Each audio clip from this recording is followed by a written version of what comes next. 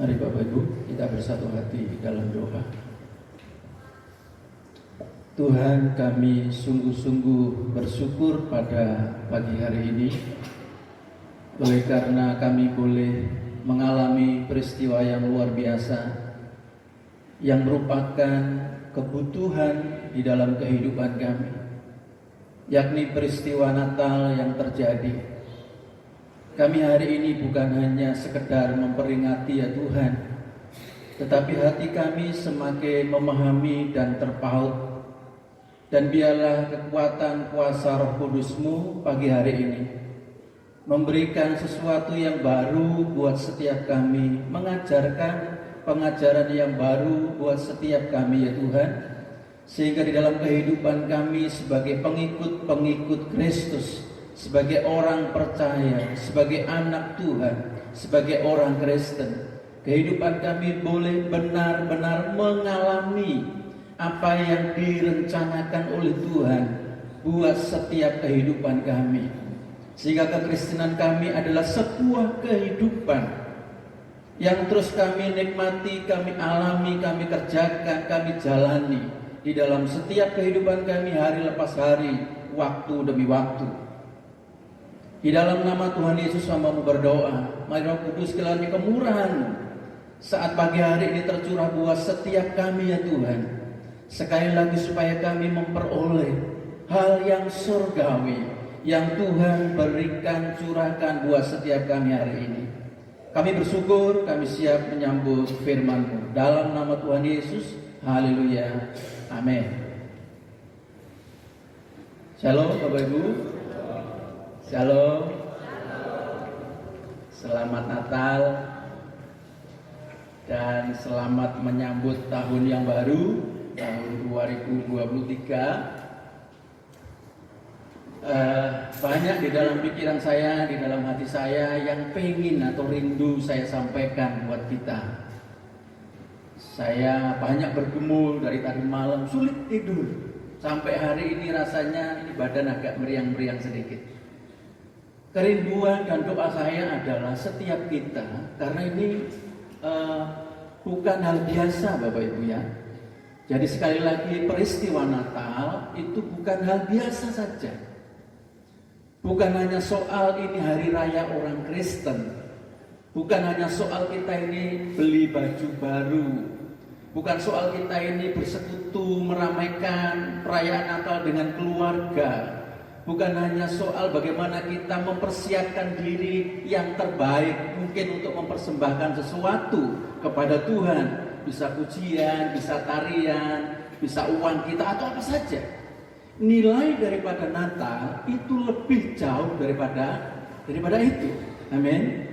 Jadi ini perlu betul-betul atau benar-benar atau sungguh-sungguh itu meresap di dalam kalbu kita, di dalam hati kita. Nah itu kalau sudah masuk di dalam hati kita, maka kemudian akan menguasai seluruh kehidupan kita. Sehingga kemudian cara kita berbicara, cara kita bertingkah laku, cara kita berinteraksi satu dengan yang lainnya, cara kita bermasyarakat dan semua yang tampil dari hidup kita itu mencerminkan keyakinan kita tadi itu. Jadi akhirnya kita ini ketahuan bahwa asli kita itu begitu. Oleh karena apa? Oleh karena makna ini benar-benar. Saya mengulang-ulang kata makna karena ini penting buat kita. Jadi bukan hanya sekedar istilahnya. Makna itu gini Bapak. Sebuah peristiwa atau apa saja, bisa saja peristiwa itu baik, sangat luar biasa. Bisa juga peristiwa itu buruk atau sangat buruk. Dua-duanya bisa menghadirkan makna di dalam kehidupan kita. Dan makna itu otomatis akan mempengaruhi seluruh hidup kita. Misalnya kita pernah mengalami masa yang sangat buruk, ditinggalkan, dikecewakan, macam-macam. Maka itu akan terus ada di dalam hati kita dan memberikan makna di dalam hidup kita. Ada banyak pengajaran atau pelajaran yang bisa kita ambil dari peristiwa pahit tersebut. Benar atau tidak? Bisa saja mungkin kita marah atau jengkel atau dendam, Bisa juga kemungkinan kita belajar dari apa yang terjadi. Sama juga mungkin misalnya peristiwanya menyukakan, menyenangkan, luar biasa, heboh. Sama, ini memberikan kesan atau makna di dalam kehidupan kita, dan itu bisa mempengaruhi perjalanan kehidupan kita ini. Jadi Natal juga sama. Kita tidak tepat atau tidak boleh jika kemudian Natal ini kita anggap peristiwa yang biasa saja. Saya tidak akan mengajak kita membaca firman Tuhan, kita tetap akan mengacu kepada temanya. Kita akan baca bersama-sama tema itu 3 kali. Ya, saya hitung 1, 2, 3. 1, 2, 3. Persiapkanlah jalan bagi Tuhan. Sekali lagi, persiapkanlah jalan bagi Tuhan. Sekali lagi, persiapkanlah jalan bagi Tuhan. Saya ingin mengulang sedikit saja tentang makna Natal kemarin, karena ada beberapa di antara kita mungkin tidak datang. Jadi makna Natal itu yang kemarin saya sampaikan, yang pertama adalah, ada yang ingat kemarin Pak Yatim yang dapat hadiah? Jadi makna Natal itu adalah yang pertama, yang terbaik, yang paling baik sudah diberikan oleh Tuhan. Makanya kemudian karya ini disebut dengan anugerah. Kenapa? Karena kita tidak mampu, tidak bisa mengusahakannya, tidak bisa mengupayakannya. Makanya dilakukan karya terbesar dalam hidupku, pengorbananmu, dan seterusnya. Yang selamatkanku. Kenapa nilainya begitu lebih tinggi daripada perbuatan-perbuatan ajaib yang lain yang Tuhan kerjakan? Karena Natal itu ada sangkut pautnya dengan keselamatan Bapak, Ibu, dan saya. Bisa saja mungkin Tuhan melakukan mujizat yang luar biasa. Mungkin kita mengalami seperti peristiwanya bangsa Israel melewati laut Teberau yang kering. Itu kan ajaib kan? Bisa saja kita mengalami seperti Lazarus, kita mati kemudian dibangkitkan dari kematian. Bisa saja kita mengalami mujizat dari Tuhan, seperti perempuan yang 12 tahun sakit pendarahan, kita disembuhkan. Bisa saja ketika kita sedang bangkrut, sedang tidak punya apa-apa, Tuhan bukakan jalan dan menolong kita. Itu tentu saja peristiwa hebat. Tetapi sekali lagi saya mau sampaikan, nilainya tidak sebanding dengan Natal. Untuk apa Bapak Ibu bisa menyeberang laut Teberau di tempat yang kering, kalau keselamatan jiwa kita ternyata tidak terjamin? Untuk apa kita dibangkitkan dari antara orang mati, kalau ternyata kita ini tidak selamat? Untuk apa kita disembuhkan dari sakit penyakit, kalau jiwa kita ini tidak diselamatkan? Dan jalan keselamatan hanya ada satu. Makanya ada orang mengatakan, agama boleh banyak Bapak Ibu, nabi boleh banyak, rasul juga boleh banyak rasul. Tetapi juru selamat itu hanya satu, yaitu Yesus Kristus Tuhan. Itulah makna Natal. Makanya Natal itu adalah nilainya melampaui segala perbuatan ajaib yang lain yang bisa dikerjakan oleh Tuhan. Loh, kita disembuhkan dari sakit saja bisa melompat-lompat kegirangan, saking senangnya. Dan perbuatan Tuhan itu membekas di dalam hati kita. Kita selalu bersaksi, Tuhan itu baik, Dia menyembuhkan saya, Tuhan itu luar biasa. Ketika saya tidak mampu, Dia berikan saya kekuatan, Tuhan itu hebat, dan seterusnya. Mestinya kesaksian Natal itu melampaui daripada itu. Sukacita kita melampaui daripada itu. Ketika kita lemah, Tuhan tolong kita, Tuhan berikan kita kekuatan. Nah, makna Natal itu memberikan dampak seharusnya lebih daripada itu. Amin. Jadi sekali lagi makna Natal itu demikian. Sehingga saya yakin dan percaya setiap orang yang mampu memaknai Natal ini dengan benar, tidak mungkin hidup kekristenannya itu biasa-biasa saja. Sehingga mungkin kita akan mengatakan seperti Rasul Paulus, yang di belakang itu anggap saja sampah. Sekarang perjalanan hidup ini tertuju kepada Kristus, kepada panggilannya. Aku mempersembahkan hidupku untuk dipakai oleh Tuhan.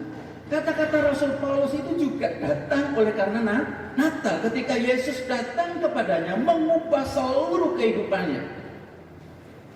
Sehingga kemudian dia menetapkan di dalam hidupnya kepentingan hidup Rasul Paulus hanya untuk Kristus. Tidak untuk yang lain. Tidak untuk kekayaan, tidak untuk pangkat, tidak untuk derajat, tidak untuk yang lain. Hanya untuk Kristuslah hidupnya. Dia mau mempersembahkan hidupnya sampai mati. Karena Natal, karena kedatangan Kristus kepadanya. Di dalam perjalanan Rasul Paulus menuju ke Damsyik, perjalanan yang penuh dengan kemarahan, perjalanan yang penuh dengan strategi tentang apa? Akan menganiaya dan membunuh orang-orang Kristen. Lalu dijumpailah dia oleh Yesus. Perjumpaan itu mengubah kehidupan Rasul Paulus 180 derajat. Sangat berbeda sekali. Bahasa Alkitab dikatakan metanoia. Tidak ada kesamaan antara ulat dengan kupu-kupu. Tidak ada kesamaan sama sekali.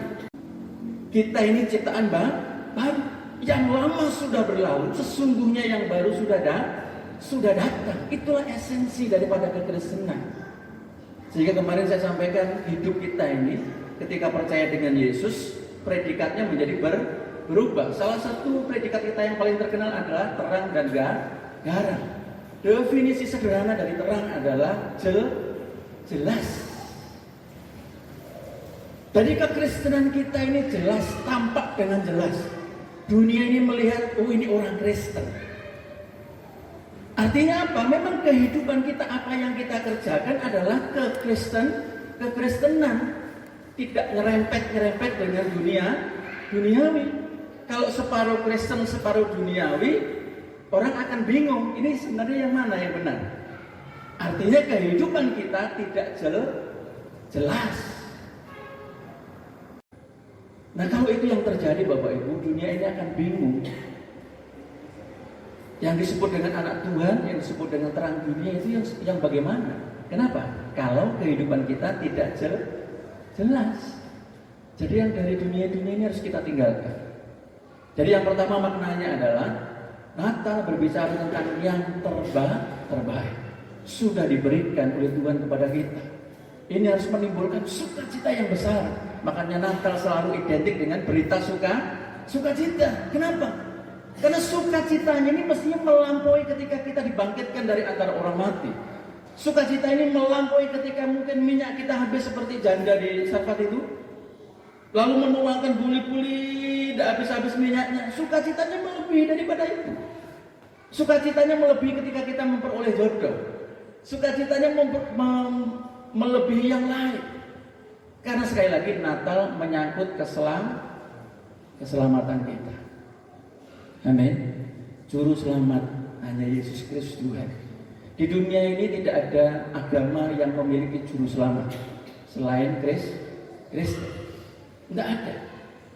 Amin. Jadi sekali lagi Bapak Ibu, makna daripada Natal melampaui kita menyeberangi laut berlaut. Makna daripada Natal melampaui kita dibangkitkan dari antara orang mati. Makna Natal maknanya melebihi kita ditolong, diberkati oleh Tuhan dengan kesehatan dan macam-macam. Sehingga makanya ketika seseorang menyambut Natal, itu tidak heran kalau gegap gempita, sukacita luar biasa. Karena maknanya memang demikian. Sehingga dilambangkan dengan terang di mana-mana. Dipasang pohon terang di sana, di mana-mana ada pohon terang. Karena itu memang esensinya. Supaya kekristenan itu, pesan Natalnya adalah menjadi Kristen yang jelas. Ora samar. Jadi kalau orang lihat kita, mungkin orang-orang yang belum percaya dengan Tuhan, mereka ini bingung. Tetapi kalau jelas, identitas kita, terang kita, mereka langsung mengenali kita, oh ini orang Kristen, oh ini pengikut Kristus. Makna yang kedua apa? Natal adalah awal dari sukacita bumi. Karena menyangkut keselamatan. Tidak ada dari kita ini seorang pun yang dapat mengusahakan keselamatan. Hanya ada di dalam Yesus Kristus Tuhan. Tetapi mari kita renungkan. Bagi kita ini sesuatu kegembiraan yang luar biasa. Tetapi bagi Yesus, pesan Bapa, dia harus turun ke dunia menjadi manusia, meninggalkan kealahannya. Yesus ketika di bumi ini tidak memakai sedikit pun ketuhanannya atau keilahiannya. Dia adalah 100% manusia. Dan dia diutus oleh Bapa harus apa? Sampai mati di kayu salib. Dalam rangka apa? Menebus dosa kita, menggantikan durjana kita, tidak taatnya kita, melawannya kita. Makanya di dalam peristiwa Yesus mati, itu mulai jam 12. Apa yang terjadi? Alam semesta ini gelap gulita. Petir menyambar-nyambar di sana, menggelapkan. Itu memberikan sebuah penjelasan bahwa dosa atau dosanya dunia yang hitam, yang jahat itu ditimpakan kepada Yesus. Sampai begitu Tuhan harus melakukan untuk kita. Makanya kalau kita ini biasa-biasa saja kekristenannya, mungkin kita belum bisa melihat bahwa kita ini ditebus oleh Tuhan dengan cara yang sampai seperti itu. Kalau yang menebus kita ini manusia saja, kita ini sudah senang. Ini yang menebus itu Tuhan sendiri. Tuhan memberikan dirinya sendiri. Karena memang tidak bisa diwakili. Di dalam perjanjian lama ada banyak korban-korban penebus salah, penebus macam-macam ada. Tetapi itu ternyata tidak sanggup membuat manusia masuk di dalam keselamatan. Hanya ada di dalam Yesus Kristus Tuhan. Jadi sampai begitu Bapak Ibu, Tuhan itu saking cintanya sama kita, mengorbankan dirinya, meninggalkan surga, menjadi manusia biasa, rela mati hanya untuk kita. Loh, kita ini loh disauri utang kita saja. Misalnya seseorang punya utang 20 juta, wis aku sing nyaur wis. Seneng enggak Bapak Ibu? Senang sekali. Itu akan membekas di dalam hatinya. Oh, Pak Es itu hebat, luar biasa. Utangku yang 20 juta di sahurnya sama dia. Itu akan membekas. Mungkin akan kita ceritakan kepada anak dan cucu kita. Oh, itu orang luar biasa. Dulu ketika mama dan papa sulit, punya utang banyak, dia datang memberikan uang itu, melunas utangnya. Kan begitu. Apalagi ini Natal, menyangkut utang nyawa kita yang ditebus oleh Tuhan. Masa biasa-biasa saja, nggak membekas di dalam batin kita dalam, dan akhirnya kita ceritakan kepada siapa saja. Hidup mama dan papa ini luar biasa, hanya karena Tuhan saja. Kan begitu. Lo disauri utangnya saja, lo cerita kemana-mana, menceritakan lo itu baik orangnya. Kenapa kita tidak menceritakan Yesus itu luar biasa? Kalau nyawa kita sudah ditebusnya, hutang kita ini lunas dibayar. Kenapa kita tidak menceritakannya? Bangga kepada Tuhan. Malah kadang-kadang kita lebih seru kalau bercerita tentang setan. Wah, kalau cerita setan itu ramai, seru, heboh. Tetapi tentang Tuhan Yesus yang telah menebus hidup kita biasa-biasa saja. Ini tidak boleh Bapak Ibu. Kan logikanya sederhana kan begitu tadi kan? Kita loh ditebus utang kita, dikasih bayar 20 juta. Itu akan membekas dalam. Apakah pengorbanan Tuhan Yesus itu tidak ada bekasnya di dalam hatiku dan hatimu? Tidak dalamkah? Perbuatan Tuhan bukan hanya memberikan kita berkat jasmani, tetapi menyangkut keselamatan kita terjamin. Masa tidak membekas selalu membuat kita cinta sama Tuhan? Kita ceritakan dia kemana-mana. Kenapa saking baiknya dia? Karena nilainya melampaui daripada peristiwa-peristiwa hebat yang tadi sudah saya sampaikan. Haleluya. Yang ketiga, makna Natal berbicara tentang kesederhanaan dan kerendahan hati.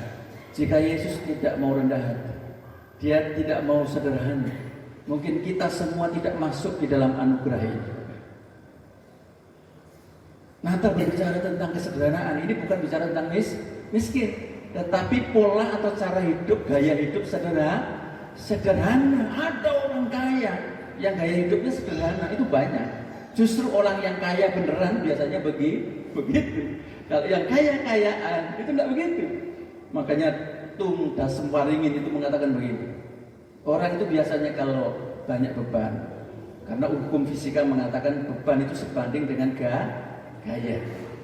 Jadi kalau hidup seseorang itu banyak bebannya, kemungkinan dia terlalu banyak gayanya.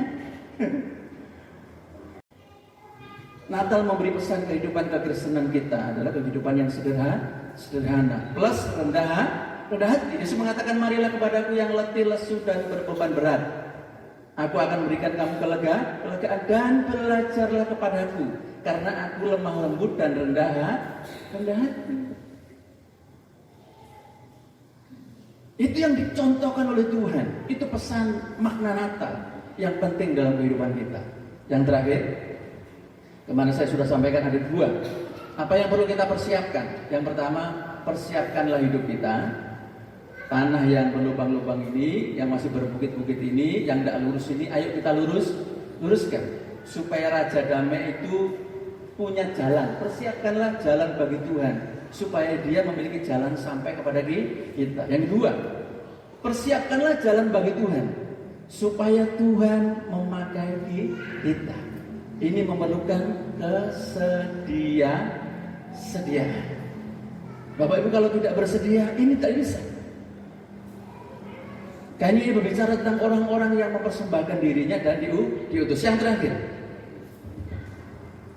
persiapkanlah jalan bagi Tuhan. Saya tadi malam berdoa sungguh-sungguh, boleh dikatakan mati-matian.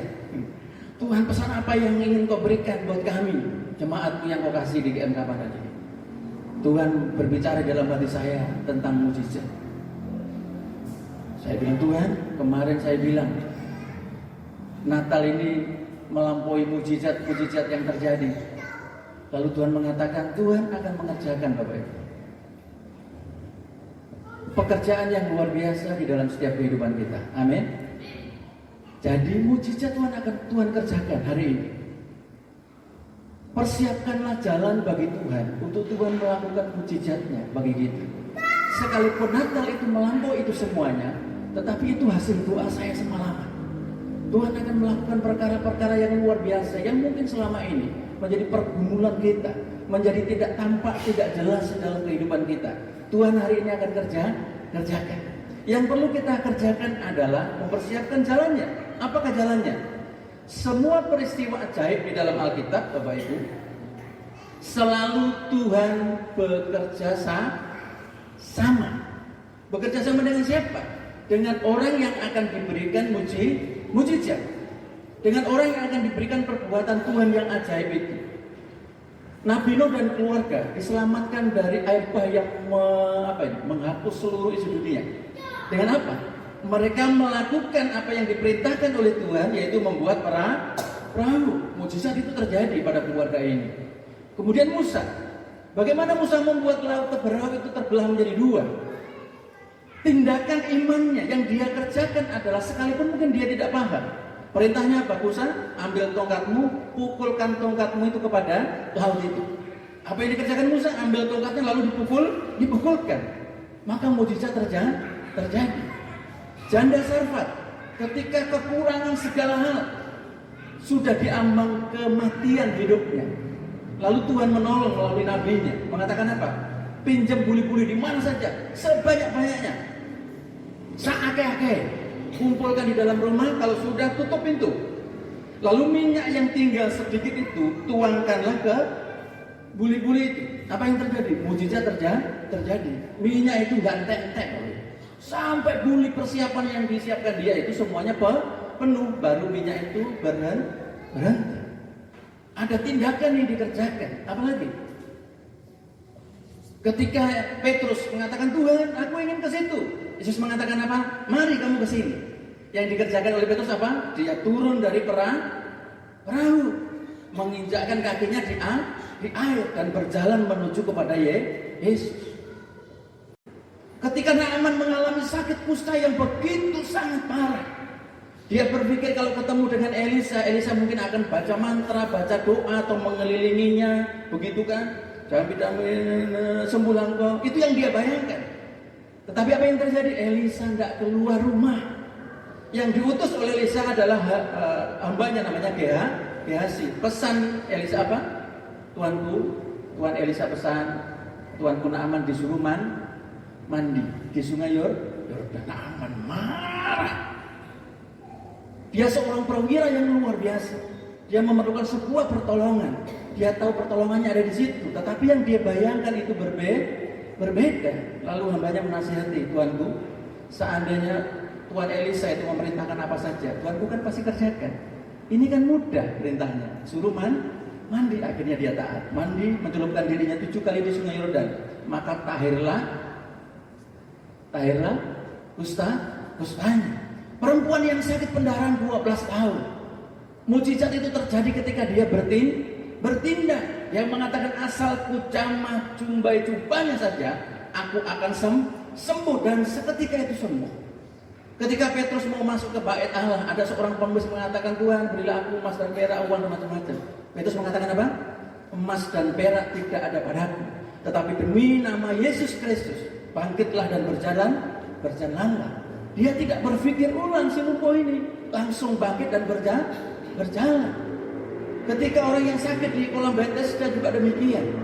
Tidak ada yang mengusung dia memasukkan ke kolam Bethesda ketika kolam itu bergoyang. Tetapi ketika murid-murid mengatakan, Yesus mengatakan angkatlah tilammu dan berjalanlah, dia mengambil tindakan.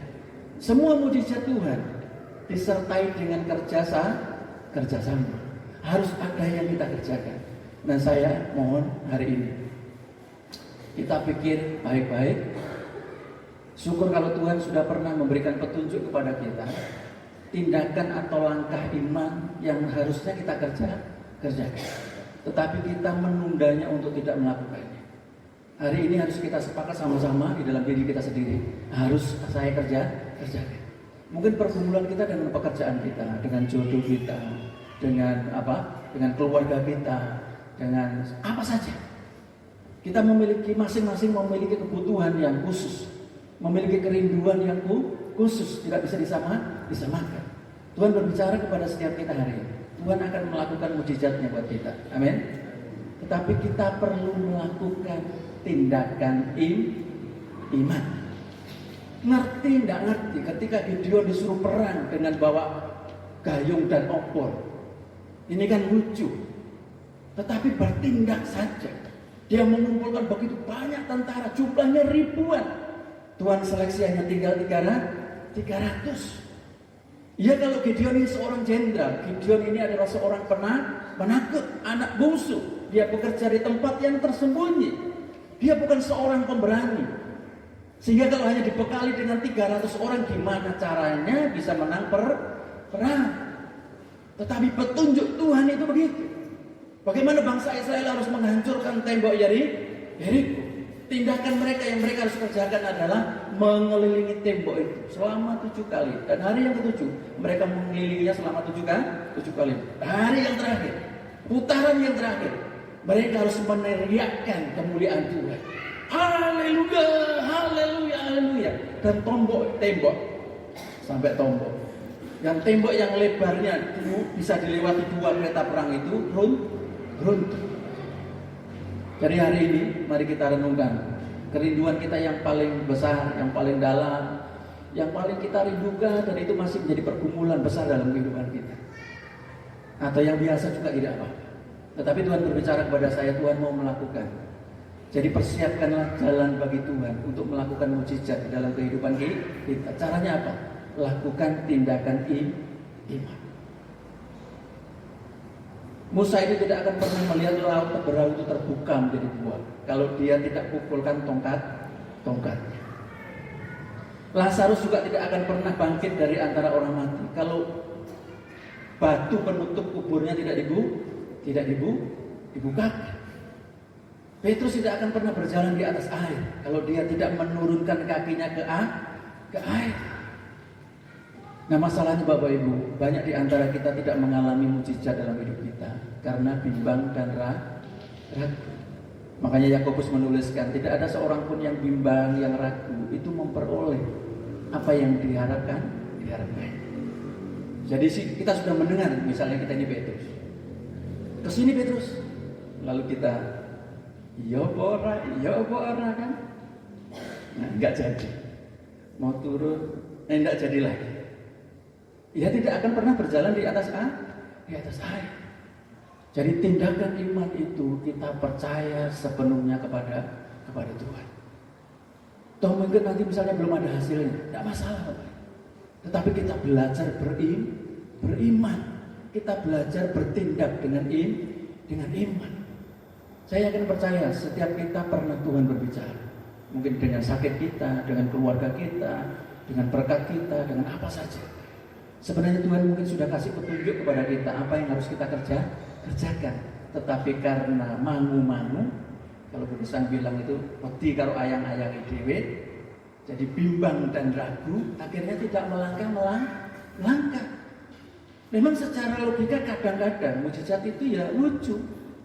Bagaimana caranya buli-buli yang isinya cuma sedikit, lalu janda itu harus mengumpulkan buli-buli, katakanlah jumlahnya berapa? 20. Tapi yang di sini saja sedikit. Tidak memerlukan waktu lama untuk menuangkannya dan habis. Tetapi dia taat saja, yang sedikit ini dia tuangkan dan ternyata tidak habis. Bagaimana peristiwa di Kana bisa terjadi air menjadi anggur? Kalau itu airnya tidak dicedok lalu dituangkan. Kalau air itu masih di dalam kendi atau masih di dalam tempayan, tidak akan pernah menjadi anggur. Air itu berubah menjadi anggur ketika diambil, dibagikan di gelas-gelas. Bagaimana 5 roti dan 2 ikan itu bisa memberi makan 5.000 orang? Kalau itu tidak dipecah-pecahkan dan dibagikan.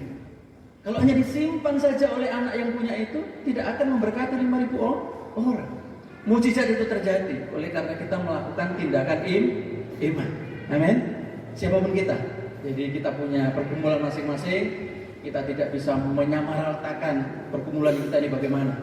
Tetapi hari ini, tadi malam Tuhan berbicara, Tuhan akan melakukan mujizatnya dalam setiap kehidupan kita. Dan ini kalau sampai terjadi, ini bisa menjadi energi kita memasuki tahun 2023.